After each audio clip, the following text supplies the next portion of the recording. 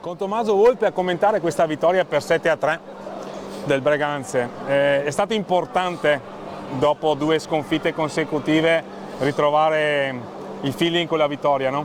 Sì, era la cosa più importante stasera, portare a casa il risultato, e secondo me quello che ha influito di più in questa partita è stato sicuramente l'atteggiamento con cui siamo entrati, la cattiveria e la voglia soprattutto di vincere la partita. E tutto questo ha portato appunto. E anche il lavoro difensivo, perché abbiamo visto molte volte avete sofferto, perché il Tiene è sicuramente un'ottima squadra, però siete riusciti a compattarvi in difesa, cosa che magari nelle altre partite vi era riuscita meno, no? Sì, esatto, appunto anche questo fa parte dell'atteggiamento difensivo, appunto, e sì, abbiamo migliorato molto, magari abbiamo concesso comunque qualcosa, però meno delle altre partite.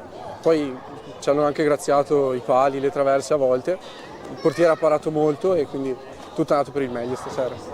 Mi spieghi cosa volevi fare sul tiro libero diretto lì a 17 secondi dalla fine? Volevi concedere qualcosa alla platea? Sì, sicuramente, volevo fare questo magheggio, però non è riuscito. Riproverò. Certamente. Beh, e adesso una settimana di lavoro perché poi c'è il derby in quel di Montecchio. Sei convocato che domani? Sì, anche domani. Allora, quindi molti impegni per te e per la tua crescita. Complimenti, buona domenica e alla prossima. Fausto, buona serata.